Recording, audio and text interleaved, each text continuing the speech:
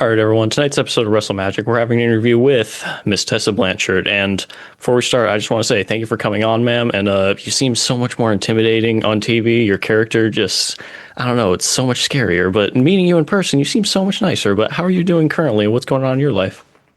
I'm doing good. I'm doing good. Thank you for having me. It's funny you say that because I seriously get that all the time. People meet me and then they're like, I thought you'd be so mean, or I thought you'd be like way more intimidating. But no, Tessa the person is pretty laid back, relaxed.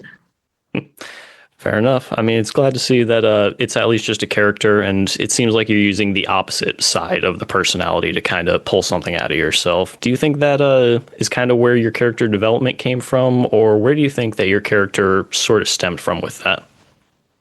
You know, I could probably give you a million different answers to that question, but I have a musical theater background, and I remember I always wanted to do be on Broadway was my dream. And I would do the Charlotte Children's Theater in North Carolina. And I would want my parents to put me in any and every acting class. And I did acting all through middle school and high school. And I remember I just always felt drawn to the villain characters. I always wanted to be the bad guy.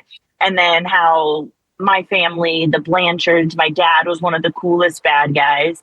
I kind of just took the reins and ran with it when I got the opportunity to be a heel, I guess, on Impact. Nice. Okay. So you just found your way, and that's something that you've always kind of admired and liked seeing. Maybe it's a little bit of seeing the opposite, but also just enjoying seeing the character that's kind of a badass in the way of being a villain. Fair enough. Oh, yeah, 100%. I like that. But you mentioned being in theater as a child and everything. So we usually kind of like to start off the show asking this anyway. So what was your childhood like? You know, what was it like before being the Tessa Blanchard that we all know and see now? It probably all through middle school, high school, elementary school. I was always a part of choir, theater, anything that was showbiz type. Because my mom was into those things. My sisters were into those things. But I was always an athlete as well. So I remember I played soccer. I ran track and field. I tried cheerleading out, but it was a little bit too girly for me. But, I tried any and every sport that I could, but always was a theater nerd. Just any and every musical that I could try out for, be in, I wanted to do it. Shakespeare recitation competitions in North Carolina, anything. So pro wrestling was the combination of both worlds, and it was just perfect. Although I didn't come to love pro wrestling until probably I was around 17 or 18 years old. But anytime I look back on my childhood, I always musical theater was at the forefront of it. Interesting. So you were really big into musical theater, and that eventually kind of led you into wrestling. So 17, 18, start to get into wrestling a little bit. So when exactly do you think that you started training and really deciding, all right, this is what I wanted to be as a wrestler? Definitely. So 2012, my dad was inducted into the Hall of Fame, and my brothers and sisters and we all went down to Miami, the American Airlines Arena. And that was my first real taste of getting to see the Horsemen in that wrestling environment. And I remember just being completely starstruck by the whole environment, being around those people, just all of it. And then I remember turning 18, and I didn't really know what I wanted to do with my life. I was in college just for business, because after school you always go to college. I remember I left home at 18, so I was renting a room in downtown Charlotte, North Carolina, just working normal jobs that you would have at sports bars or whatever. And I remember just thinking dang, Tessa, what do you want to do with your life? I never really felt drawn to anything in high school or middle school other than theater. But I mean, you need a whole lot of luck to be successful in those avenues. So I remember looking up a wrestling school, just thinking back on the Hall of Fame and how just starstruck I was at the whole thing. Está bien, si quieres, está bien. And I looked up a wrestling school, and it was High Spots in downtown Charlotte, North Carolina. And I remember showing up on one Tuesday and talking. I met Michael Bocucchio, the owner of High Spots, he runs WrestleCon. and they were having class that night. And I got to sit in on the class. It was Cedric Alexander, Caleb Conley, George South, like some local talents. And then they let me get in the ring that night. So I changed clothes, get ready, hop in the ring for wrestling. I remember I got to hit the ropes a few times, took a few bumps, and I was like, God, this hurts so bad, but I love this. And I think that was like, sign the dotted line, like, this is for me. And I showed up week after week after week. And Caleb, I honestly, like, a huge part of the wrestler that I am today, I attest to Caleb Conley and to Cedric Alexander, just two people who are so important to me in my career. Of course, George South, who was my first trainer. But I remember Cedric and Caleb, they would work with me. I was so hungry. I would be in the ring from our training 6 to usually around like 9:00 p.m. And then I'd stay in the ring for hours on end afterwards, and just, I wanted to be the best that I could be. And they were committed to helping people that had that attitude. So yeah, I got in with High Spots, and every weekend I was traveling up to New York or to Ohio or to further upstate, whatever, just looking for any and every opportunity. And most of the times I wouldn't even be on the card. I would just be like helping out with the ring or setting up chairs, but I'd have my fingers crossed that like maybe I would get an opportunity.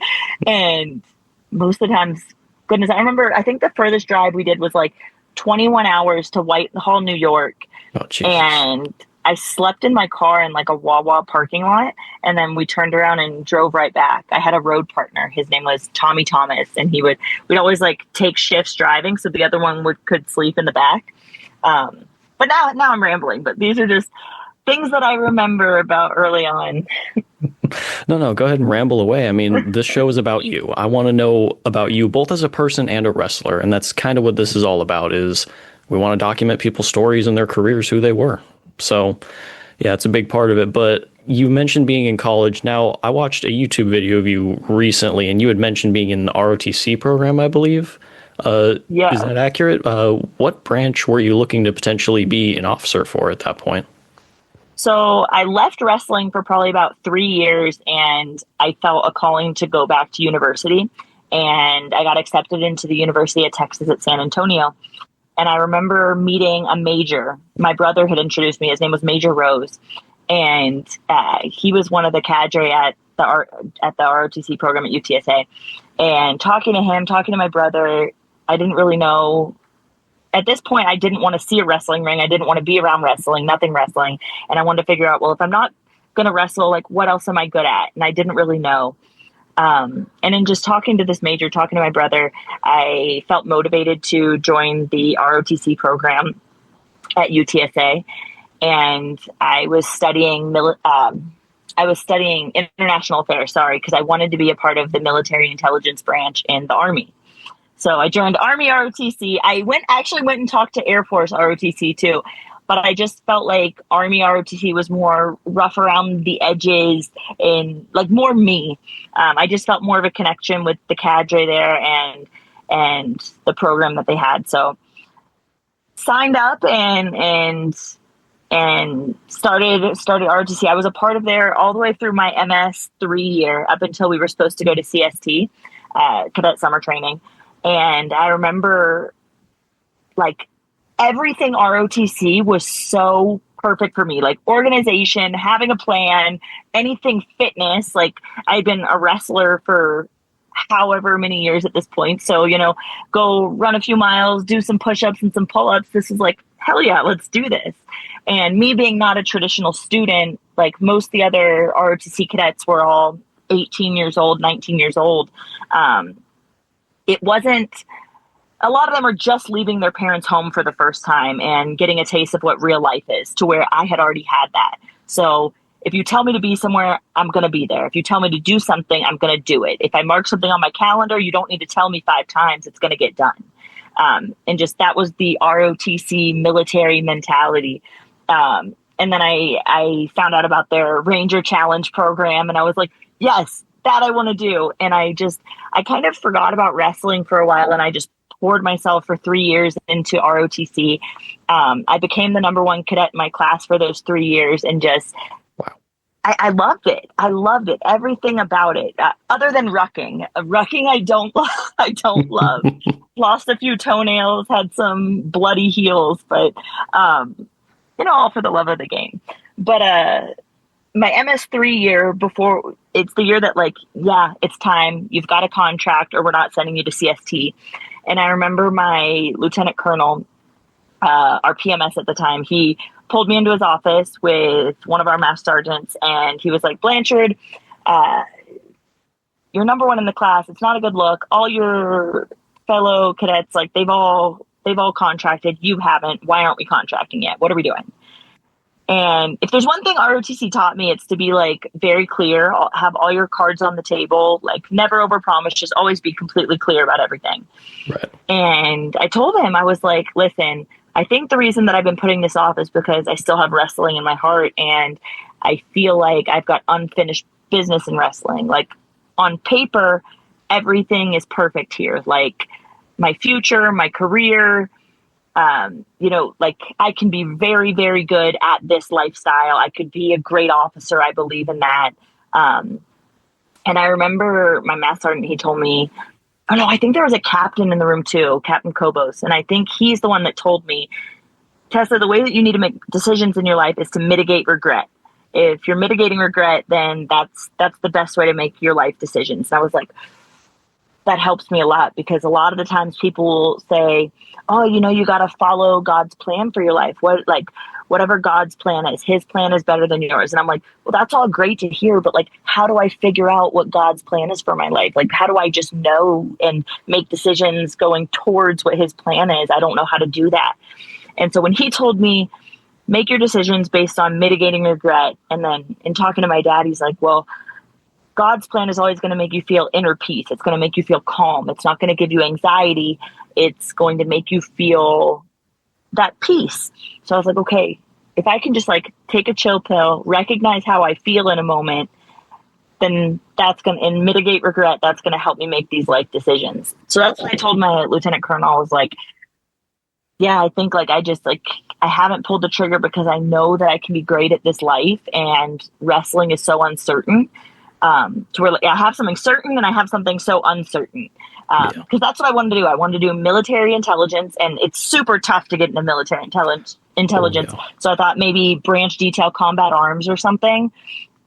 But I told him in that moment, I'm like, yeah, I just think that I've got unfinished business in wrestling. And that was one of the toughest conversations and decisions that I had to make.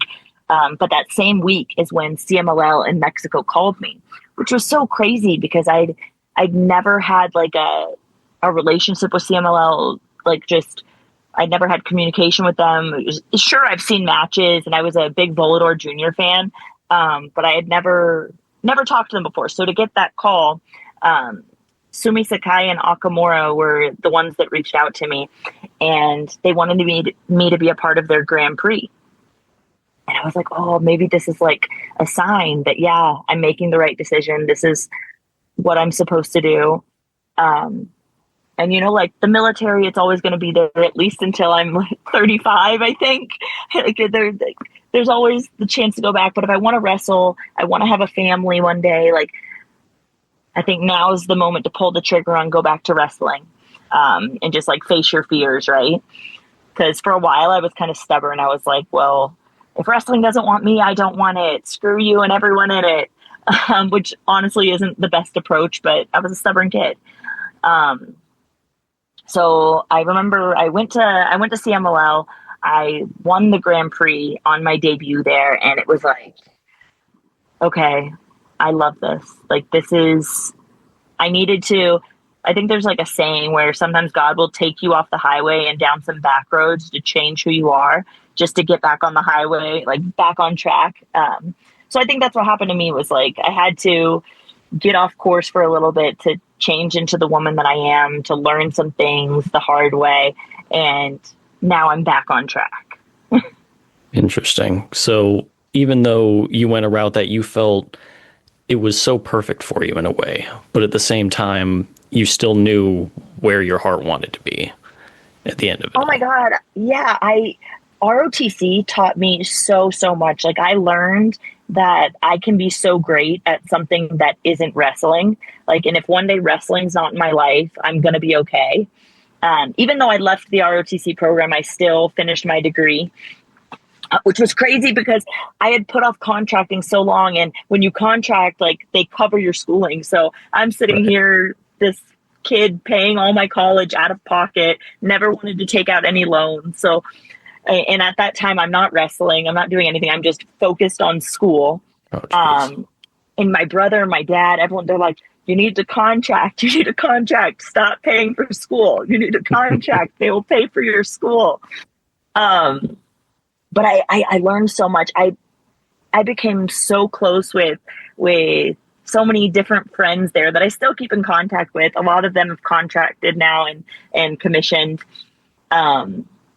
And it's so amazing to see, like, the route that their life's taken them. I remember this one cadet, his name's Cadet Hicks, and he's one of my closest friends now still. He's younger than me. He's like 21, 22 now. But when he was in the program, he couldn't pass height and weight. He was just having the hardest time passing height and weight. He wasn't a kid that ever worked out. He wasn't someone that was ever athletic. He was honestly just like your typical, like, average kid, glasses, really great at school, but just the athletics part of it just wasn't his thing. And I remember Cadre pulling me in one time and they're like, Blanchard, we need you to help Hicks pass height and weight. And I was like, why are you putting this on me? And they were like, yeah, you just, like, we're putting this on you because we trust you. And so I was like, all right, Hicks, we're going to the gym. I don't care if you want to go or not. We're going to the gym.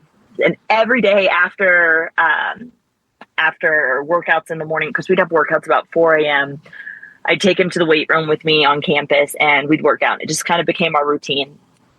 And God, to see how he is now, like, he is, like, jacked and he's like this super, like, you've never, like, the transformation's just insane.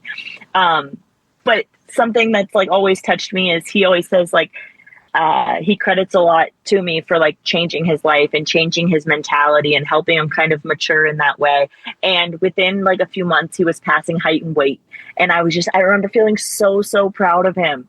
And there's different stories like that, but that's one that just stands out to me. Like, ROTC, even being on, like, dine in, dine out duty, helping, like, being a part of a team. We'd go out to our FTXs and, like, you're just in these situations that just suck altogether. Even our Ranger Challenge competitions, like, God, I remember our Ranger Challenge competitions, they just sucked. Anything with swimming, anything just being in the suck, but you're all together. I never actually commissioned or contracted, but I don't know. It's a different kind of bond you get with those people. And so when I came back to wrestling, I think I was just a completely different woman. I was completely transformed. I had different values. I had different things that were important to me. I had an identity outside of the ring. I knew that if one day wrestling wasn't in my life, like, I'm still going to be okay. Like, I love wrestling and it's what I do, but it's not who I am. And I think I had to leave wrestling to figure out who I am without it. So that way, in going back, I can succeed with a different mindset. I mean, that's totally valid. Sometimes you have to, I don't know, take a detour maybe is a good way to put it, and just figure out, well, I miss it so much doing something else. Maybe this is where I belong.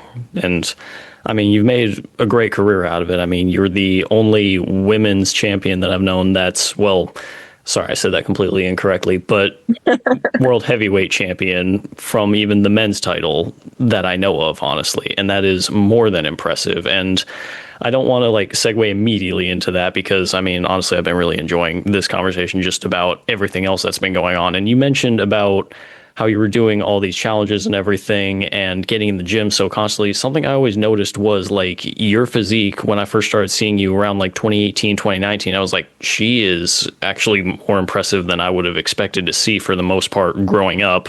God, what has motivated you to, like, stay as jacked? Was it the discipline that you learned from ROTC and just being in that program, or was it just something you always had in you? No, honestly, I was never, like, a huge gym person. The weight room kind of intimidated me when I was younger because I didn't really know. I was the person that went to the YMCA and got on the treadmill for, like, an hour, and that was my workout because I didn't know how to lift weights. And I remember when I started wrestling, I had my WWE tryout in like, I want to say 2014. And I remember going through the circuit training, and it was just so tough. And at this point, I still had never really lifted weights. But after that is when I'd watch YouTube videos. I'd get a routine down and then be like, okay, how do I chest press? How do I do this? How do I do that? I didn't know how to work my back, how to work my arms, how to work my legs, how to like isolate each body part. So I think there was a lot of trial and error. There was a lot of like just online studying done. I had some friends that I would like go to the gym with and they'd help me out. But then, yeah, I think just over time you learn little by little. I'm still learning, like I don't know everything. I know what works for me. I know like food wise, gym wise. I've tried diets out. I've tried diets where I've gotten really big and jacked when I was fighting guys. I've tried diets where I've gotten really skinny. And I think it's just about like getting to know your body, because what works for me might not work for the next person and vice versa. So even now, like I don't necessarily like to stick to a strict diet. I've been through the 100 grams of rice and 130 grams of chicken, and I just remember having like a really bad relationship with food, and it would just stress me out so bad. Like I don't mean like having like an eating disorder, but I mean like if I wasn't getting these macros, then it would like mess with my head, or if I don't get my protein right after I work out. And I just remember being so stressed about my alimentación. How do you say that? Like now I'm forgetting English because I've been in Mexico so long. Like my diet. So now I eat super clean. I cook so much at the house, more than eating out. But if I want something, I have it. And I make sure that I train super hard so that way I feel like deserving of whatever cheat meals I'm having. Like in the house, mostly I eat, ground beef, chicken. I try not to make it boring. I'll look up different recipes. I mean, in Mexico, it's hard to make any food boring. True. But different spices and stuff just to make everything flavorful and different. But, and then in terms of working out, I feel like since I've been an athlete, a wrestler, we're not in an office from 9 to 5. So I feel like the gym should be our office. We should be in the best shape of our life because this is a body business, and opportunities can come as quick as tomorrow. There's been actual opportunities myself where it's been like, okay, Tessa, we're sending you this weekend. And it's like, no one can get ready in like a few days. So we have to stay ready so that you don't have to get ready. And after a certain amount of time, like it becomes your routine, but then it just becomes your lifestyle. So I think that I live a pretty healthy lifestyle. I don't think that I give myself a lot of grace. I don't think I'm overly strict with my diet or my workouts, but I live a healthy routine, a healthy lifestyle. I'm in the gym anywhere from 5 to 6, sometimes 7 days a week. And if I do that, I know that I feel good. I feel like I'm not being lazy.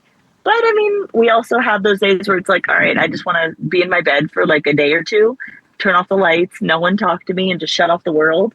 And I think sometimes I'm deserving of that too, just because we travel so much. But no, in terms of putting pressure on myself, I think I put enough pressure on myself to continue living a healthy lifestyle. I want to be the best version of myself always. And then in CMLL, I think that the girls in CMLL have the best physiques out of any company in Mexico. Just those girls are animals. And then CMLL has a bodybuilding competition every year. So they all kind of put pressure on themselves to be in the best shape. So then I'm like, well, I don't want to look like a sack of shit standing next to all of them. So I think we all kind of motivate each other to look our best. Yeah. Fair enough. I mean, hey, a little bit of competition can drive a lot. And it's cool to hear that you're kind of like, I don't want to say like the rest of us, but down to earth in the way of like, hey, we all need those days to recharge where we just kind of, I don't want to say veg out, but it's kind of what it is when you're just laying in bed, lights off, nobody talk to me, nobody come near. Oh my God, 100%. Like I literally feel like I'm coming off of one of those weeks now. On Sunday, we did a 5-hour bus to Veracruz. We wrestled. And then thank God they had showers at the arena because I was able to shower. And then we drove 5 hours back to Mexico City. We had like an 11 o'clock. So we got back. I was back for like just a few hours before our company meeting. I was in Mexico City for just like a few more hours after that. And I flew straight to Tijuana, crossed the border, drove 2 hours to Los Angeles. Right after the show, drove 2 hours back, crossed, flew back to Mexico City, 4 hours in Mexico City, and then flew to Guadalajara, which I'm here now. And then tomorrow morning, I'll fly back to Mexico City to wrestle at the Coliseum tomorrow night. So it's like, go, go, go, go, go. And yesterday, I literally felt like I just want to sleep all day. No one talked to me.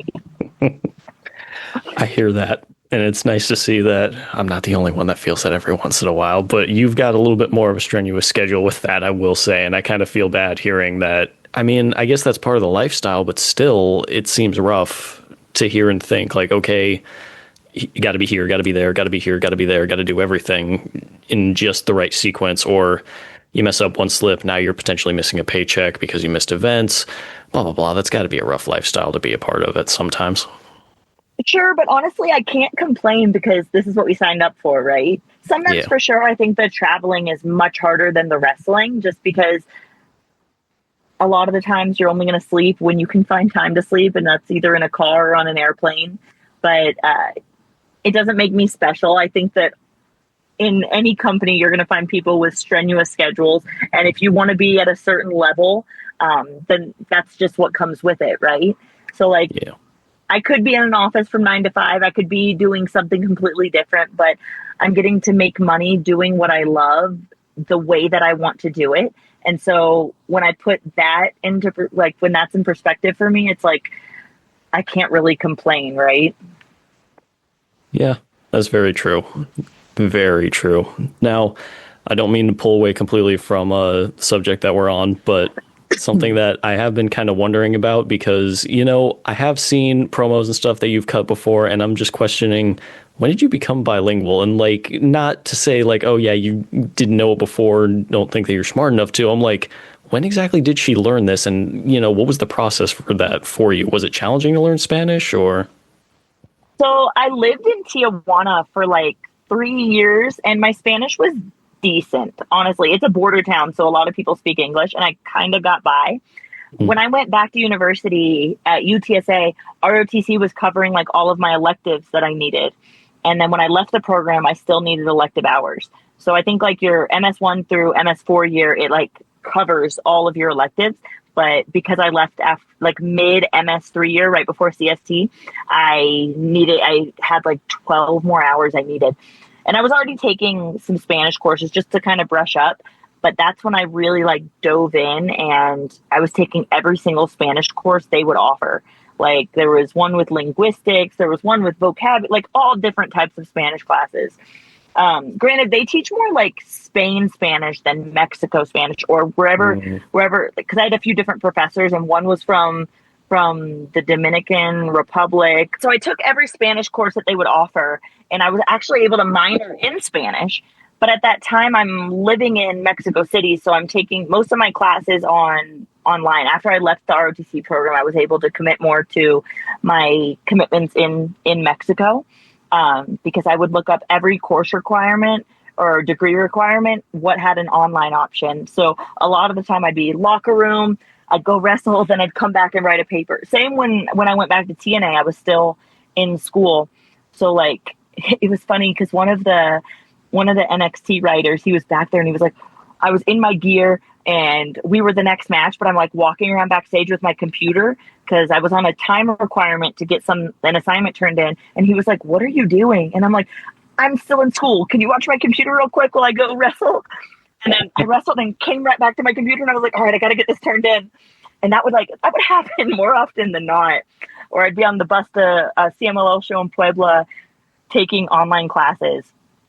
Just super funny if I think about it. But I think living in Mexico City, just being completely submersed in another culture is the best way to learn a language. So whether it's Spanish or the next language you want to learn, I think being fully submersed and just you're forced to learn. Because I still like I would say I'm bilingual, yes. Like I completely get by. I can do interviews, I can have conversations in Spanish, but I'm still learning. I'm like English is my first language. I'm always going to be learning. I still screw up sometimes, or I'll conjugate a verb wrong, or I'll say the wrong thing. But I think that's when CMLL told me, "Hey Tessa, we're not getting you a translator anymore." Like, and I was like, "What? Our interview's in 5 minutes. What do you mean I don't have a translator anymore?" And I just kind of had to jump into the deep end. That's when I was really like, I guess, fearless with it, like not scared to mess up, not scared to. And what's cool about like the Mexican people is I think they respect you more just for trying. Like, I think like people know I'm not Mexican. Spanish is not my first language, but the fact that I've completely just dove in head first and I'm still trying, I think that they respect that a lot. But living here, subtitles with every movie. So I'm either listening in English and reading in Spanish or vice versa. Listening to music. I'll pay attention to conversations. And at the beginning, like I could understand what they were talking about, but not exactly what they were saying. And sometimes that's still the case. Like if people are talking too fast, I'll be like, I know kind of what you're talking about. Same thing in interviews. I'll understand like the point of what we're talking about, and then I can kind of talk about it. But I think like because I'm actively working on it, actively improving my vocabulary, actively like the girls in the locker room, they're always like, Tessa, help me learn English, help me learn English. And we've started more with like wrestling English. And I'm like, you guys too, if I say something wrong in Spanish, tell me how to correct it. So that way I'm aware of it and then it'll get better for the next time. Right. So just those little hacks have helped me out. Okay, fair enough. Sounds like you've really been a student of the game. You've been, all right, you're submersed in it, and you've really let yourself adapt to it rather than just Google Translate every time and just go for the best, which, I mean, that wouldn't look good if you're trying to cut a promo in Spanish. You just type it up and like, everybody, look, this is what I'm saying, or something like that. It'd be ridiculous. Yeah, fair. But fair enough. So what are some differences that you feel when you're wrestling in Mexico versus America, whether it's, or United States, I should say, whether it be the crowd or even just the styles? Because, I mean, the luchadoras down in CMLL, I feel like they just are a different breed compared to a lot of the U.S. companies. Oh, there's so many differences, especially because CMLL, we cater a lot to like the tourists, and in America, I've mostly been exposed to like that television environment. So attention to camera angles, attention to where you're doing certain things, more storyline driven, to where like you're having feuds with someone that culminate at pay-per-views. In Mexico, we have more multi-man matches, to where in the States, it's more one-on-one is like the primary type of match. And in Mexico, in CMLL in particular, we have 2 out of 3 falls matches very often. You're doing 3 versus 3 women's matches. That's very, very common. So I've kind of had to learn as I go, especially in training too. Like the training style is much different. We train under Ultimo Guerrero, under Tony Salazar, under Virus, who are great, great, great wrestlers out there. And just learning and kind of trying to adopt the Mexican style. Just the structure of everything is much different out there. The way that they do things out there. The women are just, they're so athletic. They're in the States. I mean, now you see a lot more athletic women, I feel like, than you might have before. But you're seeing women do moonsaults off the top rope to the outside. You're seeing just these crazy, crazy agility driven moves that in Mexico it's always been the thing. In CMLL, they've been around since 1933, so they're the oldest wrestling promotion to date. And I think that they've really laid the groundwork, the foundation for Lucha Libre to be successful. When I say, I think that if CMLL didn't exist, we wouldn't have such an appreciation for Lucha Libre as it is today. Just because they laid the groundwork, they laid the foundation for it. And Arena Mexico, it's one of the buildings with the most history in our sport. In no matter what style, what country, they have the most history. So it was definitely on my bucket list. I never knew that it was possible, but now I've kind of built a home there. The arena, like, it feels like my home. The people have embraced me. They've accepted me as their own. Every single time that I'm in Arena Mexico and I'm like going down the stairs, I still feel nervous. I still feel excited.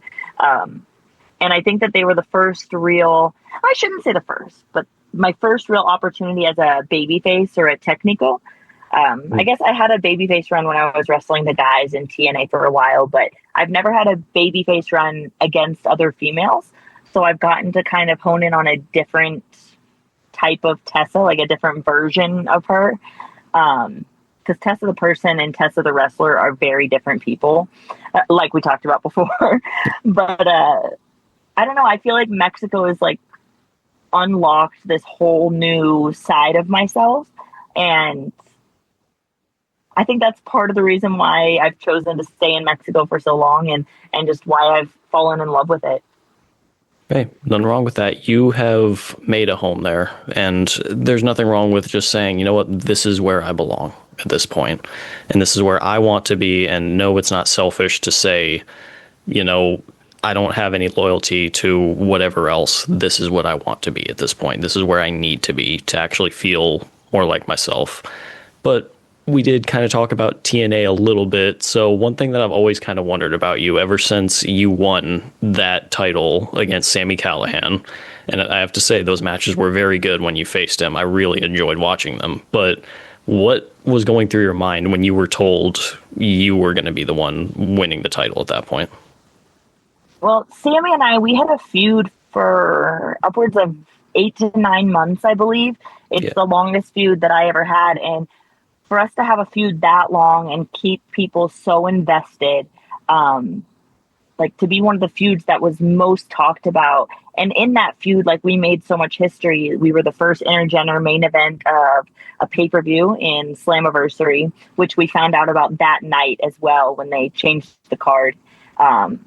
Just in working with Sami too, I feel like I learned so much about myself and unlocked a new intensity to myself. But as far as winning the world championship, it was never something that I kind of dreamt of. It was never even something that I thought would be on the table.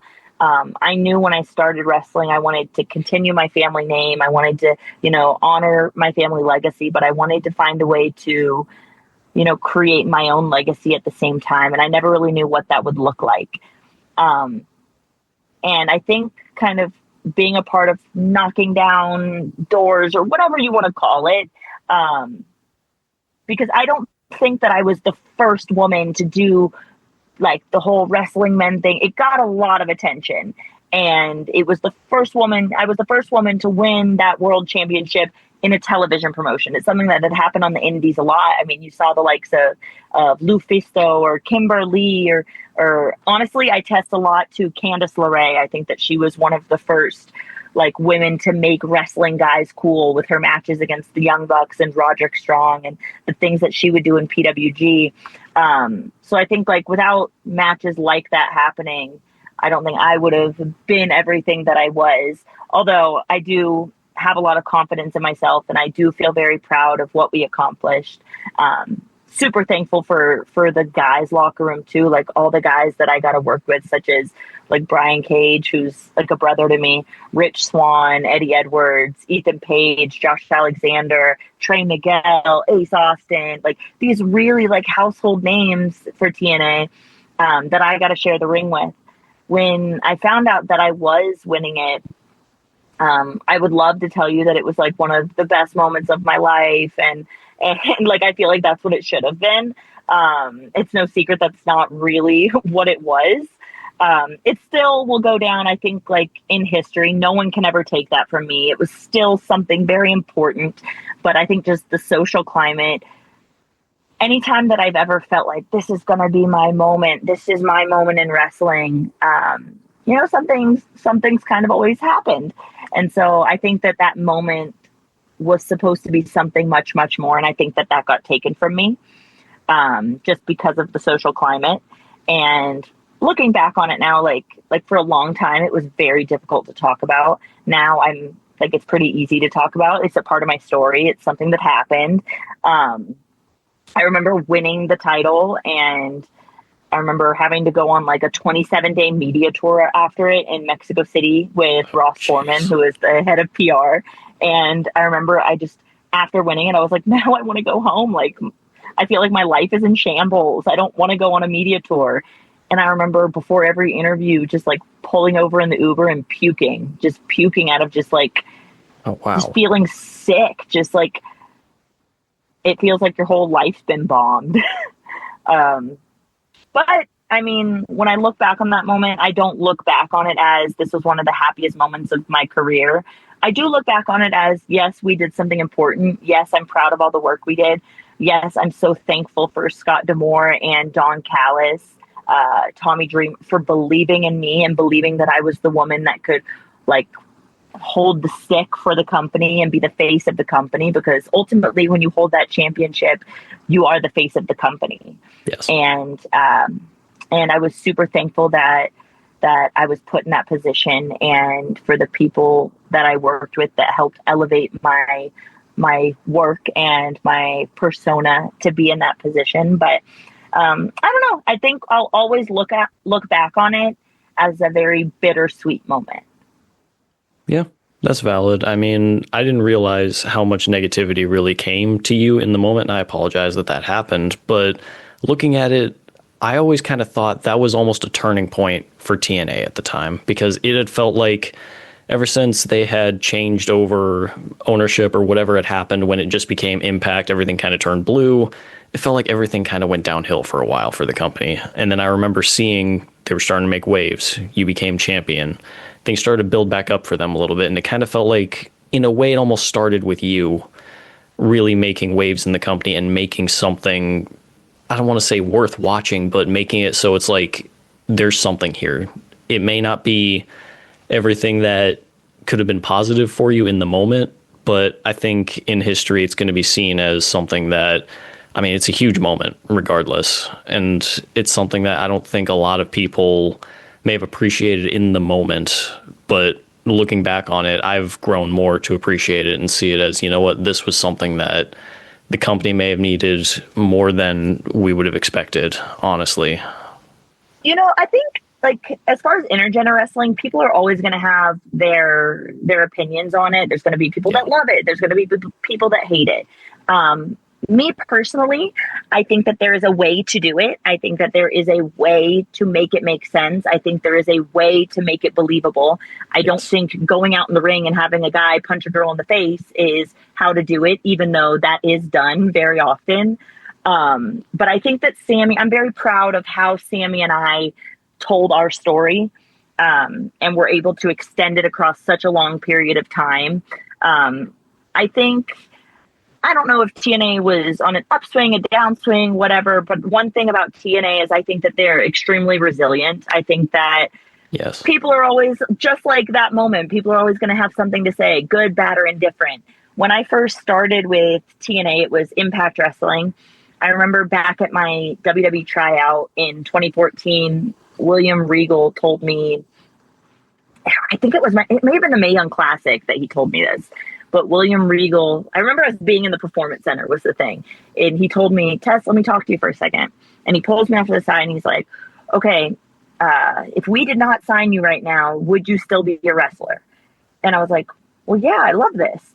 And he's like, okay, well then I need you to go out there and get more experience. And in hearing that, like, I remember feeling kind of defeated, but also like, I went to Japan, I went to China, I went to Australia, I went to Austria, I went to the UK, I went to any and every country I could. I went and trained in these countries. I learned every style. I wanted to be the most versatile wrestler that I could be, so that way, no matter who I'm in the ring with, what style, what ethnicity, what country, like, it doesn't matter. I can go out there and I can have a great match.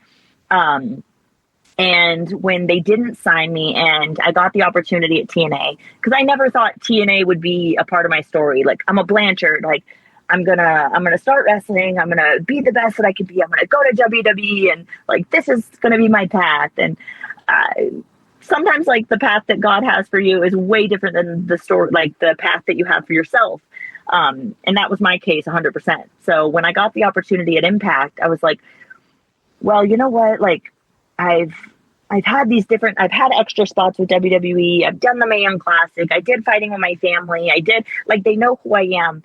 And if they're not picking me up right now, like, I believe in myself to be a star, and I'm going to show them. And I remember signing with Impact and learning so much from Tommy, learning so much from Jimmy Jacobs, learning how to work a TV style.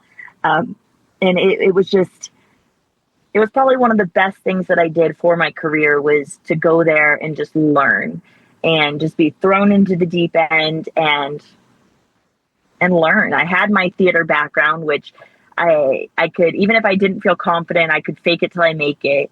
And I remember just a fire being lit under my ass with all that. Like, I just jumped in and everything just seemed perfect. So won the women's title, changed to the guys' locker room, wrestling the guys, went on to have that storyline with Sammy. And it just felt like at that point I did everything that I could do in TNA. So I remember them wanting to resign. I think I was, because there's so many stories out there that just come out of left field. Like, I'm like, yes, there are. There's so many stories where I'm like, this is so, and then people will read something and then they'll believe it. And it's like, well, that's not right. That's not how that happened.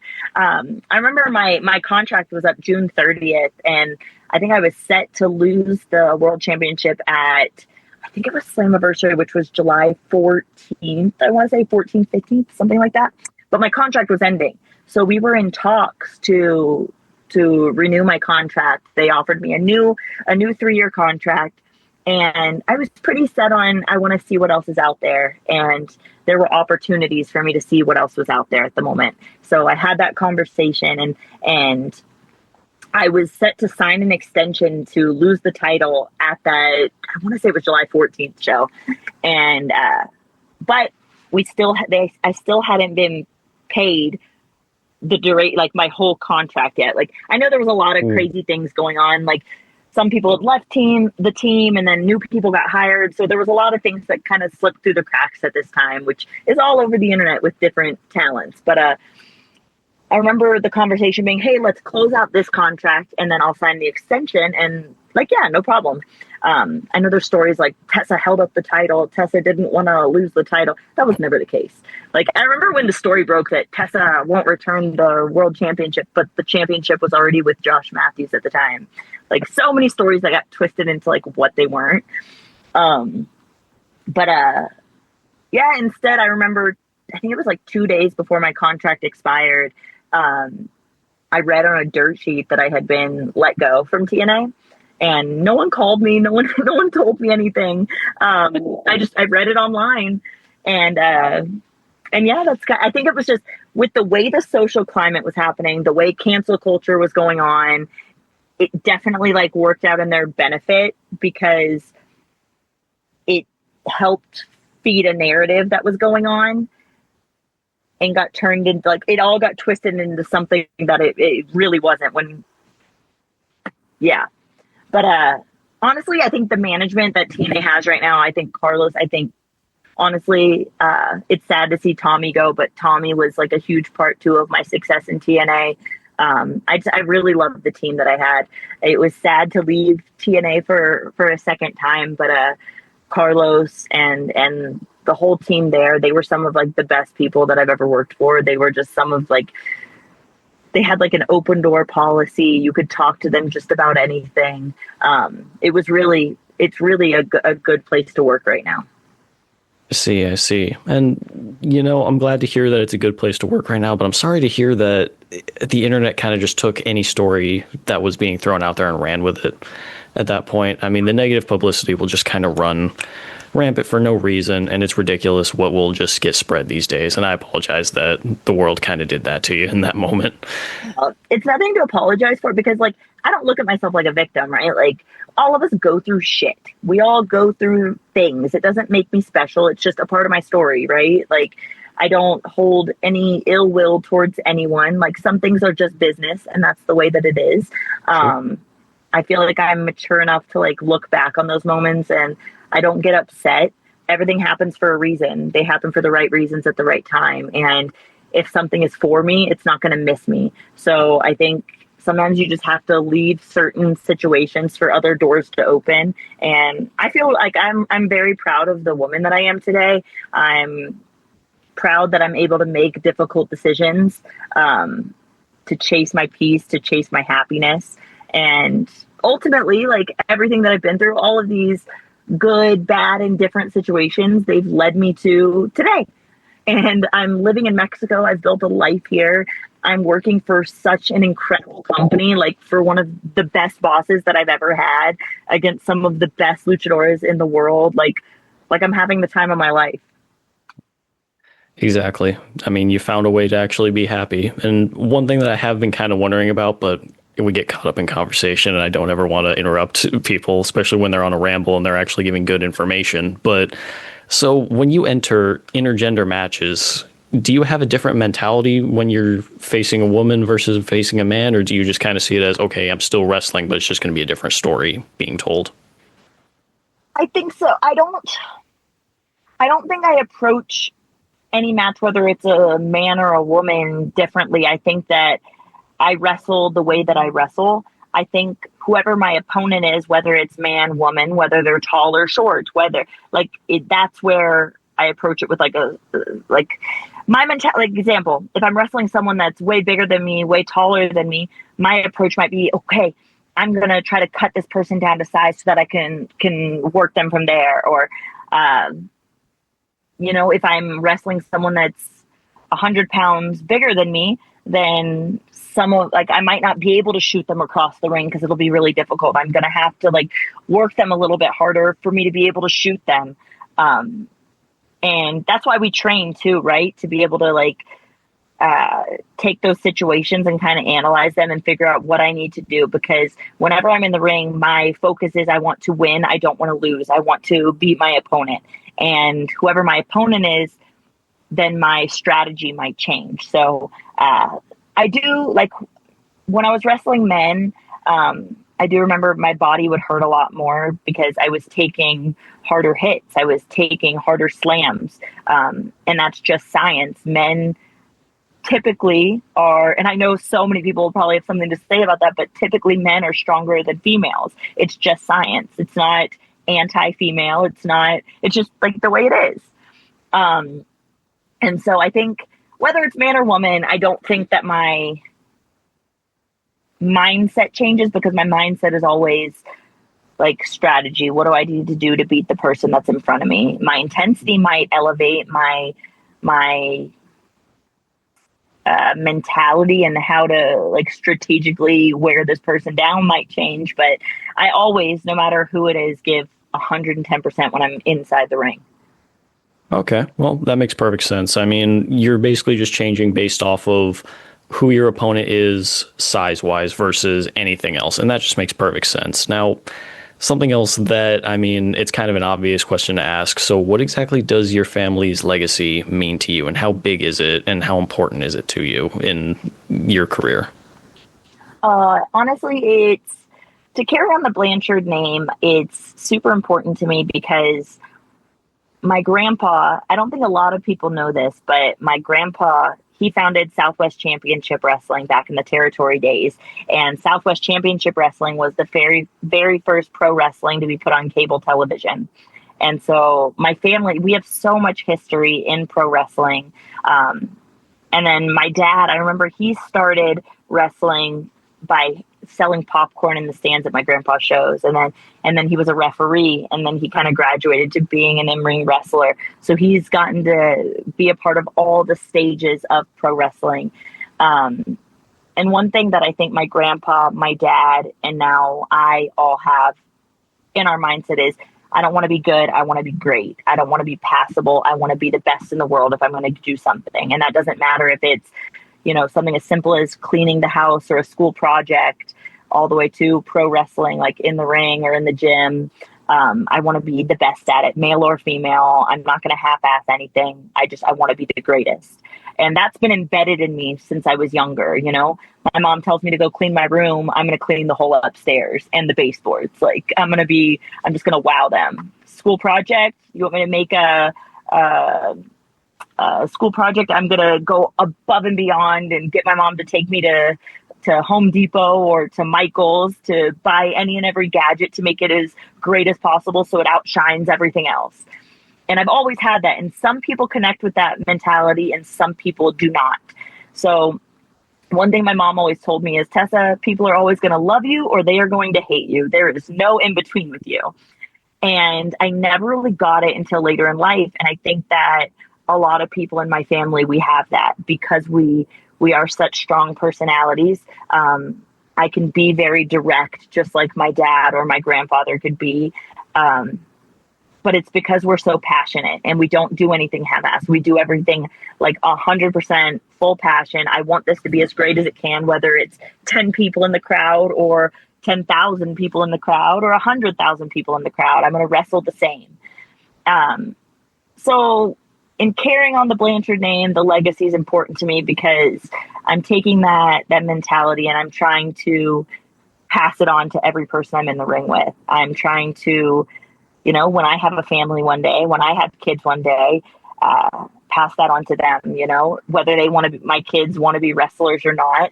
I want them to want to be the best and want to feel motivated, want to feel inspired, want them to want to do the dishes. You know what I mean? Like that mentality. Yeah. Okay. Well, hey, fair enough. And honestly, this may sound a little weird, but I look forward to seeing your future children in the ring as well someday and potentially just being great at whatever else they may decide to do because that's their choice. I don't know if they're going to want to follow the same path, but hey, hope they do to an extent. But we are getting a little bit close to the end of the show here, and there's a few generic questions that I do like to ask everybody. So first one that I do want to ask you. So who do you believe is the greatest of all time in wrestling? That is such a hard question, but I will tell you my favorite wrestler. It's because there's so many. Like I'm a huge Rey Mysterio fan. I'm a huge Eddie Guerrero fan, but my favorite wrestler of all time is Johnny Valentine. Which this will go back like to black and white wrestling, and he had a match against Wahoo McDaniels, and it's one of my favorite matches, and it's because I think that he is the greatest heel of all time. I think that he completely emulates the mentality of if the crowd respects your ability, then they will hate you even more. And that statement alone is so much to dive into, but I feel like he was the greatest heel of all time. Okay, fair enough. And, I got to give a quick shout out to my buddy Memphis Mark because he sends me really, really old clips of wrestling. And I am so glad that I actually know who you're talking about because most people probably don't. So, hey, Johnny Valentine. Johnny Valentine, fair enough. He was a very good heel. But all right, so the next one, if you could have a dream opponent, it can be anybody you want from history, doesn't matter who it is. You can choose anybody and any stipulation for a match. What would you book for yourself? You can both be in your prime as well if you want. Well, I definitely have a dream match against Charlotte because, fans have been talking about this for about 13 years and it's yet to happen. So I feel like that one kind of just writes itself against Natty Neidhart because, again, it's just that generational oomph that you want in the ring. Just not every generational wrestler is a great wrestler, and I feel like she is a great wrestler. So I feel like if we went to war, that would be one for the books. Another person that I would love to share the ring with, Serena Deeb. I think that she's just amazing. And if I ever got to share the ring with her, I feel like I would just be put through a masterclass. Like she's phenomenal. Okay. Fair enough, and I can agree with that. Serena Deeb, she was innovative at a time where it was like, I don't know, a little bit less, I don't really know how to explain it, but she was innovative at the time. She's so underrated. Very, and she was very ahead of her time, I believe, because at the time, I don't want to say they were less talented, but they just weren't wrestling the same, I guess I would say. Yeah. Different talent set, I would say. That's probably the best way I can put it, because I don't want to say they're lesser. They're not. It's just a different product at the time. But all right, so I got through that. Now, one thing that I like to ask everybody that comes on the show, and this kind of gets interesting with each person, if you go back to the day before you began training and give yourself any sort of advice, knowing everything that you know now, what would you want to tell yourself? I would probably tell myself that not everyone is going to be your friend.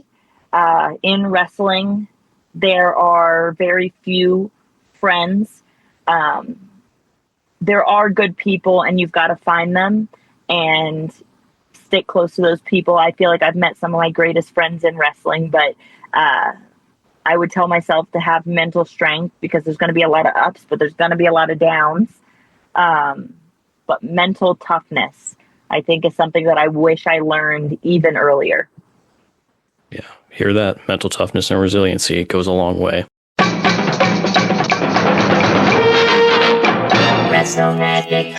But all right, so we are getting to the end of the show here. We're going to move into my favorite segment. So I want to ask you, Miss Blanchard, do you have any sort of recommendations for the audience? This can be movies, TV shows, video games. It can be your favorite breed of cat. We don't care what you want to say, but anything that you like, what would be your recommendation to the audience? Just something that you love.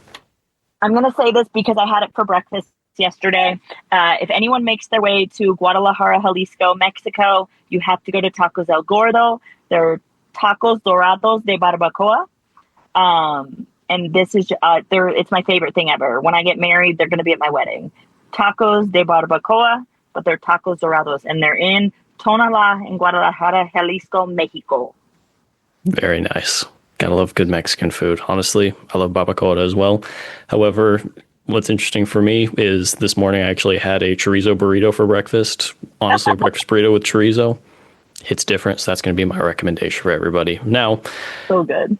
We are pretty much at the end here, Miss Blanchard. I know everybody knows where to reach you at this point. You're relatively famous, but if you want to give out any socials or anything like that, go on ahead, as well as any last messages for the audience you may have. Sure. I'm on, I think all my socials are Tessa Blanchard or Tessa_Blanchard, but thanks for having me on. I've really enjoyed this conversation. I've enjoyed being on here with you. Now, you guys know how I like to end the show. As always, do something nice for somebody. You never know who needs it out there. Somebody might just need a hug somewhere, and it's as simple as that. But in the words of my old buddy Memphis Mark, we are out. And thank you for being on, Miss Blanchard.